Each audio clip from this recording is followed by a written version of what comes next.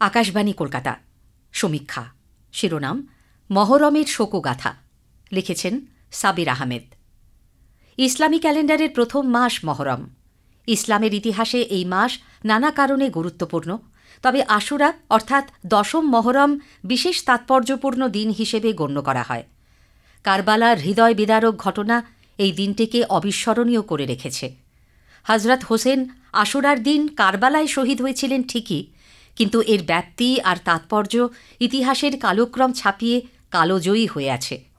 আশুরার দিনে ফোরাত নদীর তীরে কারবালার প্রান্তরে অসত্য, অসুন্দর, অন্যায় ও অকল্যাণের বিরুদ্ধে সত্য, সুন্দর, ন্যায় ও কল্যাণের জন্য আত্মোৎসর্গ করে সত্যের চেতনা জাগ্রত করে গেছেন ইমাম হোসেন। বুঝিয়ে দিয়ে গেছেন মহরম ও আশুরার প্রকৃত তাৎপর্য। শুধু নিজের জীবন নয়, পরিবারের সদস্যসহ তাঁর ৭২ জন সঙ্গীর আত্মত্যাগও শিখিয়েছে সত্যের প্রতি অবিচল আনুগত্য। কারবালার শিক্ষা অন্যায়ের প্রতিবাদ ও প্রতিরোধের শিক্ষা। সেই মর্মান্তিক ঘটনাকে কেন্দ্র করে অগণিত সাহিত্য রচনা হয়েছে। এর মধ্যে মর্সিয়া সবচেয়ে বেশি জনপ্রিয়তা লাভ করে। মর্সিয়া শব্দের অর্থ শোক পালন, মাতম করা, বিলাপ করা। কোনো গণ্যমান্য ব্যক্তির গৌরবময় জীবনের মাহাত্ম্য প্রচারের জন্য ১৫-২০টা শ্লোককে মর্সিয়া বলা হতো। এই সাহিত্যধারা আরবে শুরু হলেও পরে পারস্য দেশেও খুব জনপ্রিয়তা লাভ করে। পারস্য সাহিত্যের মহারথীরা মর্সিয়া রচনা করে বিপুল জনপ্রিয়তা পান। ইরানের কবি সাহিত্যিকদের হাত ধরেই ভারতে মর্সিয়া সাহিত্যের সূত্রপাত। ভারতে মোগল সম্রাটদের পৃষ্ঠপোষকতায় মর্সিয়া সাহিত্যের প্রসার ঘটে।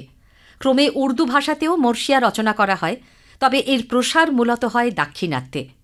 মোগল শাসনের শেষ দিকে আঞ্চলিক শাসকদের অনেকেই শিয়া সম্প্রদায়ভুক্ত ছিলেন, যেমন নবাব সিরাজউদ্দৌলা, ওয়াজেদ আলী শাহ প্রমুখ।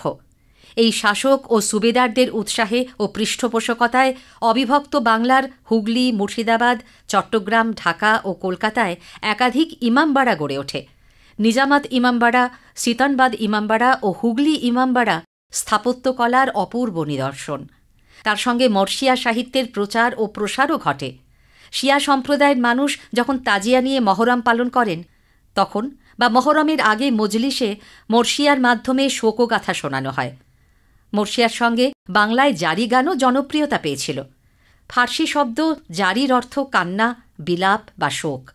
জারি গান সুন্নিদের কাছেও জনপ্রিয় হয়ে ওঠে। ধীরে ধীরে আশুরার গল্পের পাশাপাশি জারি গানে ঢুকে পড়ে আরব, পারস্য অঞ্চলের নানান কাহিনী। কারবালার মর্মান্তিক ঘটনাকেন্দ্রিক সাহিত্য হিসেবে বাংলা ভাষায় সর্বপ্রথম যে গ্রন্থটির নাম উল্লেখ করতে হয় তা হল ১৬শ শতাব্দীর কবি ফয়জুল্লাহ রচিত জয়নবের চৌতিশা। চট্টগ্রামের কবি মুহাম্মদ খানের মোক্তাল হোসেন বাংলা মর্সিয়া কাব্য সাহিত্যের ইতিহাসে একটি জনপ্রিয় কাব্য হিসেবে পরিচিত। সিলেটের কবি হামিদের সংগ্রাম হুসেন কারবালা কেন্দ্রিক অন্যতম উল্লেখযোগ্য কাব্য। রংপুরের কবি হায়াত মাহমুদ জংনামা রচনা করেন, যেখানে কারবালার শোকাবহ যুদ্ধের কাহিনী বর্ণিত হয়েছে। অষ্টাদশ শতাব্দীর প্রথম দিকে পশ্চিমবঙ্গে মুসলমানি বাংলা ভাষায় কাব্য রচনার নতুন ধারার সৃষ্টি হয়। এই ধারার প্রথম ও শ্রেষ্ঠ কবি ফকির শাহ গরিবুল্লাহ। তিনি মহরমের প্রেক্ষাপটে ইমাম হোসেনের বীরত্বপূর্ণ যুদ্ধ ও শহীদ হবার কাহিনী তাঁর কাব্যে তুলে ধরেছেন। এই বিষয়ে বাংলা সাহিত্যের অন্যতম শ্রেষ্ঠ গদ্যশিল্পী মীর মোশাররফ হোসেন হৃদয়স্পর্শী ভাষায় লেখেন বিষাদ সিন্ধু। এই গ্রন্থটি বাঙালি মুসলমানদের মধ্যে এতই জনপ্রিয় হয়েছিল যে একসময় ঘরে ঘরে পড়া হতো তা। বিষাদ সিন্ধুর একটি পর্বের নাম মহরম পর্ব, যাতে মহরমের কাহিনী প্রাধান্য পেয়েছে। কাজী নজরুল ইসলাম মহরম কবিতায় লিখেছেন, ত্যাগের ধর্মে এসেছে লোভের প্রবল নির্মমতা, মুসলিমে মুসলিমে আনিয়াছে বিদ্বেষের বিষাদ, কাঁদে আসমান জমিন, কাঁদেছে মহরমের চাঁদ। সমীক্ষা শেষ হল। আজকের শিরোনাম ছিল মহরমের শোকগাথা। লিখেছেন সাবির আহমেদ।